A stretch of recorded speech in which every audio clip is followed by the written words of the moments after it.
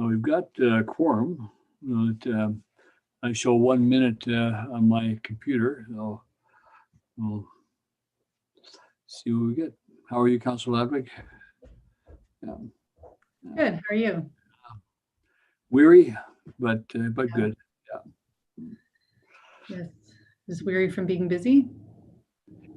Yes, busy at home, unpacking, fixing hanging curtains, doing different things in my spare time. That's fun busy though. Yeah, I have a little job list. The honey-do list. That's right. Yeah. So, yeah. Okay. I guess I was still 2:59 on my computer.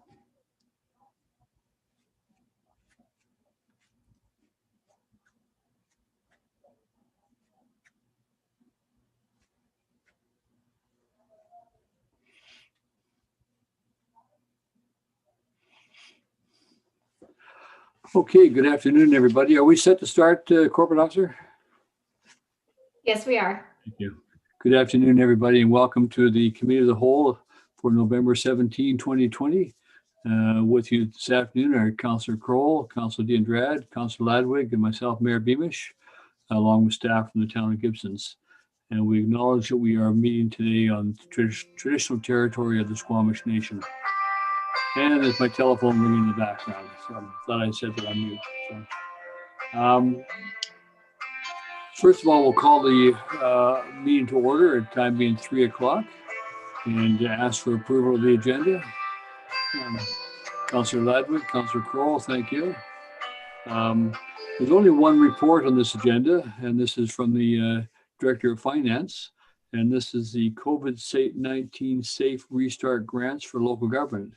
And this has to do with the $1.5 million that we are in line to receive in terms of grant from the province. So I will invite the Director of Finance to step forward and speak to this. Thank you. Thank you, Mr. Mayor. So yes, this purpose of this report is to provide council with the information on the COVID-19 Safe Restart grants being provided to local governments. And as you mentioned, we've been notified that the town of Gibsons will receive just over $1.5 million. These funds are being provided to ensure that we can continue to deliver services to residents in these really unprecedented circumstances that we're in. It's a one-time grant funding. And on page 2 of my report, I've listed the eligible cost areas that the province has outlined. The funding is, I should mention, is a provincial and federal grant initiative, so it's from both levels of government. There are 7 areas that this funding can be directed to. I've listed them on top of page 2. The grant provides an opportunity for the town to really increase our overall resilience and to be able to provide the necessary services to residents as we adjust to the challenges that the pandemic has created and is continuing to create as we go into this next fall phase. It's been quite challenging in BC so far. So I'm suggesting we approach the funding allocation in the following way. So the initial step is to address the current year COVID-related costs and revenue shortfalls that we've experienced, and also to address some upcoming time-sensitive items that staff can identify. And then also in follow-up to incorporate the funding into the 2021 budget discussions, and that's the next 5-year financial plan. And in that context would be aligning with the strategic plan as also our existing work plans. There also is a requirement for this grant that we provide annual reporting on how the funds were spent until all the funds have been spent. And this would be as a schedule in our annual financial statements. So that's going to be a new feature in our statements coming up. So the report is ready to provide council that the confirmation that we will be receiving the funds shortly, either later this week or early next week, and that to outline for you the eligible cost areas so you're aware of how the grant can be allocated. And it's really to support continuing operations during a pandemic. So if you have any questions, I'm here to answer. And there's also department directors here as well. Thank you very much for your presentation and for your report. And I'll go to Council. Council, do you have any questions in seeking clarification on this? Councillor D'Andrade? Thank you, Mayor.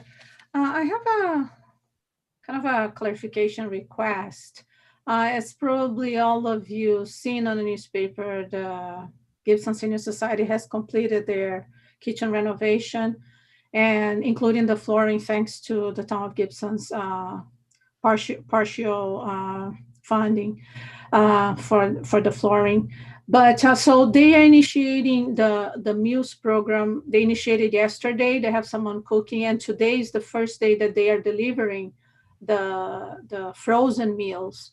And I met with them in the beginning of the month, and one of the conversations that came out of that, it was that there's one issue with the kitchen, because they have a freezer, but it's not commercial. So not only it's a small capacity, but at the same time, when you bring warm meals in a tray and you bring to the fridge, there's some temperature change, and the commercial freezer has all the apparatus to deal with that. So because I saw this funding, and one of the areas that is directed is service for vulnerable persons, which the seniors are fully included. And by the way, anyone that to receive it's at cost, the meals, it costs $7 for members, and you can buy a package of 5 meals in a row. So this is fantastic. And to become a member is only basically $20. And I believe you have to be 50 years old plus. So it's pretty much to anyone that wish a healthy meal. So my question is first, there's a possibility that we use, and compared to these funds, it's really insignificant, but for the program, it's going to be incredible support. So I see here that service for vulnerable persons is the category. And also in the initial step, there's a recommendation identifying time-sensitive items that require the allocation of resource before year end or earlier. So my question to council is if this funding could be considered. And I don't have the exact figures, but it's about $6,000. I can't say whether we would approve it, but we would certainly need a proposal to come from the senior. I was just like describing what their program is. It certainly seems to be an opportunity, but yeah, I think that's something that could possibly be considered. So, Councillor Ladwig.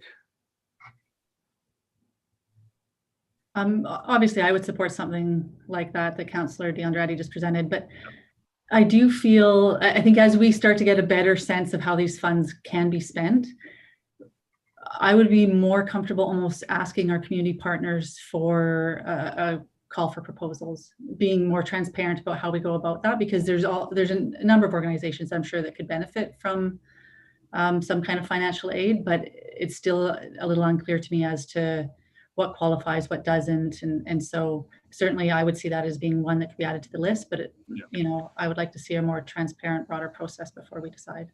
Yeah. Councillor Kroll. Thank you, Mayor Beamish.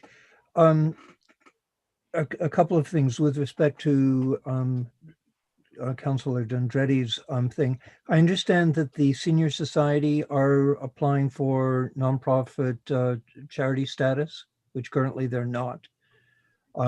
Which, you know, sort of influences them because, you know, it puts them in a better position for, you know, receiving donations such as this. And my next part would be to the Director of Finance. You know, going forward, you know, we appear to be well into the next wave of COVID. We don't really know how things are going. One of the things that we took out of our budget last year was the percentage increase for the cost of policing. We don't really know that 2021 is going to be a better tax year for us, but we have pretty confident information that as of April 2022, we're going to be faced with policing costs. So is it permissible that we could hold some of these funds in a investment to go towards policing in 2022, as long as it was identified before this year end. Director of Finance. Thank you. So the listing in the letter that we was received regarding eligible costs, there is a bylaw enforcement and protective services like fire protection police line in there. The impression that I get from the grant, the purpose of the grant is really to deal with existing pandemic costs and keep our operations going during the pandemic. And so that really is a future cost that we're going to be facing, not right now. So I would expect that if we had current, needing to expand, if we had a current police force and needed to expand it to address the COVID-related operating costs, that would be eligible. But it wouldn't be clear to me that it would be able to be set aside for future unless it could be tied specific to being pandemic related from an operations point of view. I think it's a new opportunity we have here, but I think we have to be very rigorous in how we manage it in terms of the accountability we're going to have. And looking at these areas here, I think that I'd like to hear more from staff in terms of what revenue shortfalls we have had, where our operating costs were impacted, and look at those types of things before we start spending money. But I think there is an opportunity there for like the seniors if they have a need, bearing in mind that we also have coming into the new year, we have a new budget and they are a line item in that budget sort of thing. So there's funding available to them shortly. But I think it's, right now, for example, we don't have a homeless shelter or any supports for the homeless in the community. Is there something that we should be doing there as an interim measure this winter, looking at that? And because of COVID, those kind of measures might be more costly to implement because if you take, for example, the space we had last year, it could accommodate about 12 people. This year, that same space would likely accommodate 4 people socially distanced. So that's one of the problems this whole thing presents to us. So we have to look at other alternatives, perhaps. So that I think the one thing that seemed to be clear from this list, that it's not a kind of a checkbook allowing us to go out there and do purchase vehicles and hire staff and do a bunch of things that we wish we could have done and we'd like to do to enhance our own capabilities. This is something that's directly related to the pandemic that we are experiencing. And if it does, though, for example, if there's an increased cost for bylaw enforcement going forward in terms of having an additional bylaw enforcement officer part-time, maybe that kind of a cost would be an appropriate cost if we can tie it into enforcement relative to COVID kinds of issues. So I'd like to look at that. Councillor Kroll? One of the things we took out of our budget this year because of COVID was the new accounting program for finance. Yeah. Again, not knowing what's coming forward next year, can we afford it? I know we deferred it to 2021. Now, is that something we could put in, because it's going to give our, better efficiencies in the finance department, and savings there could spill out into other areas that would help us going forward. So that would be another question for the Director of Finance, whether we qualify there. Computer and other electronic technology is one of the items. Well, one of the things on the computers, recall that we did go into debt to purchase a bunch of computers for staff, so they could work from home technology. So bringing that forward and paying off that debt might be an option. So if we paid off that debt with what we saved there, we could get the accounting software. That's what staff will have to inform us on. Sort of thing. Councillor Ludwig. One question I would like to ask staff to look into, if they don't already know the answer to, is kind of related to Councillor DeAndrade's question. Do community associations that have struggled with COVID, and I'm thinking of a number of them, like Heritage Playhouse, there's a number of places that have had to have their doors closed because of it.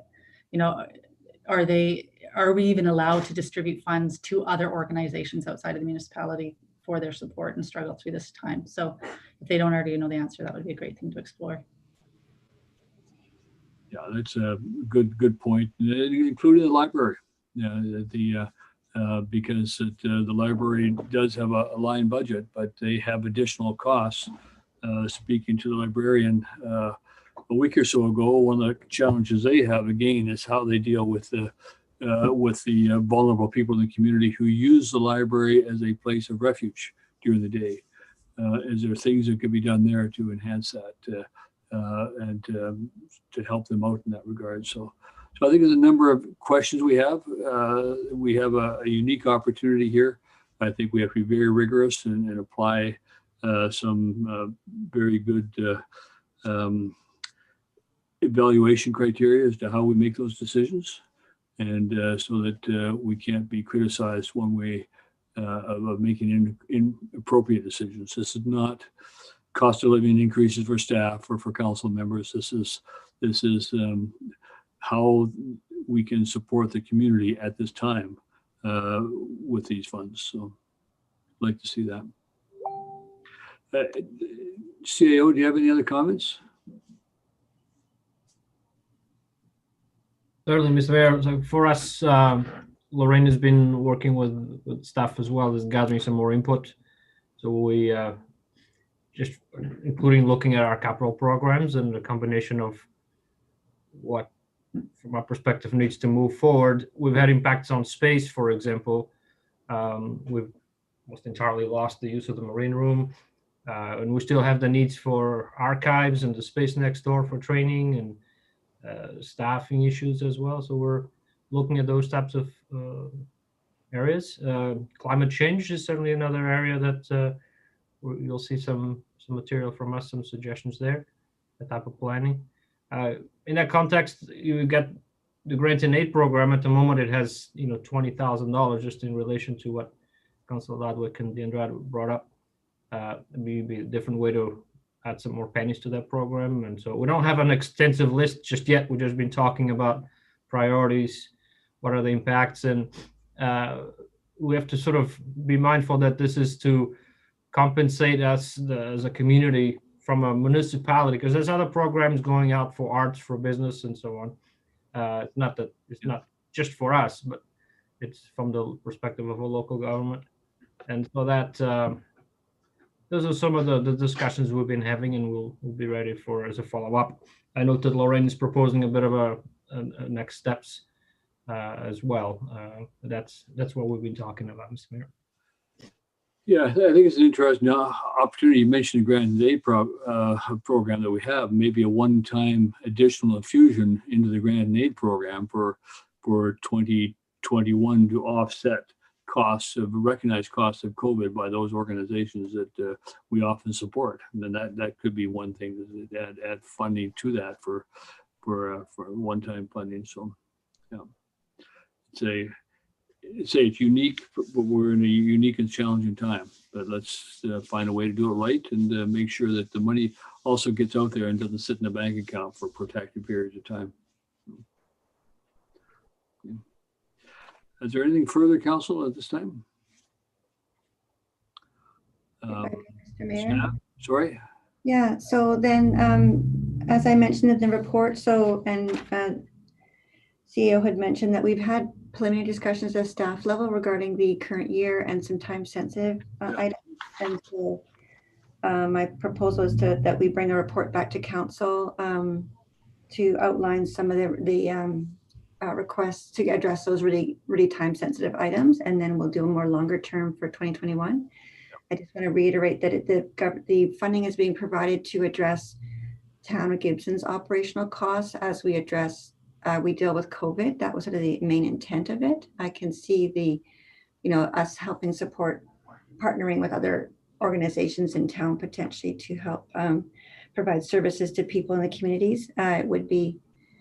Don't think that it would extend to organizations of other local governments, but there's a lot of community-based associations in town potentially. But in the short term, really, it's about getting time-sensitive information back to council, and then also reminding that we're focusing on town operations in the COVID context. And it's to ensure that we can continue to deliver services with the, the restrictions and the physical distancing and the remote working and the connectivity and all those different things that have been so impacted to town operations over the last, I guess, 10 months or so.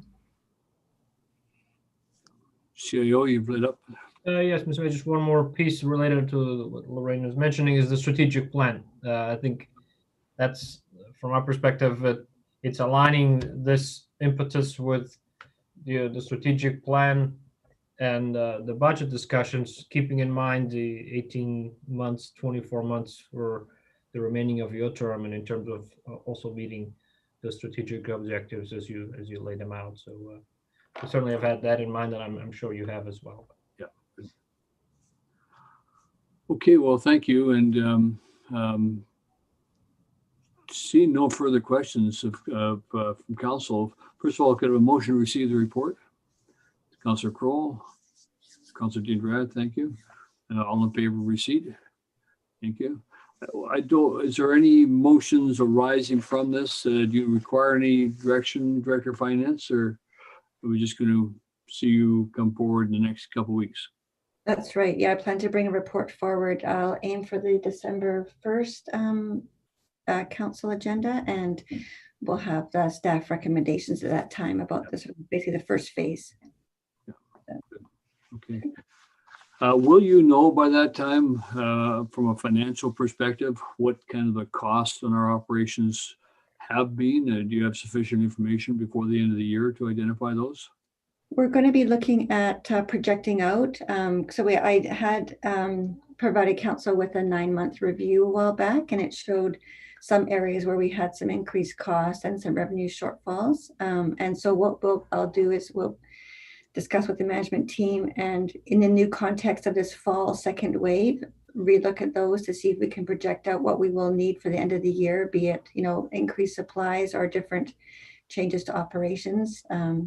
If the province changes the restrictions or the health orders. So we'll be looking at that. Yeah. Good. Okay, thank you. Okay, council, I entertain a motion to adjourn. Inquiries? Oh, sorry. There are inquiries on this. Yes, sorry, apologize. Does anybody have any inquiries? Is there anybody in the audience?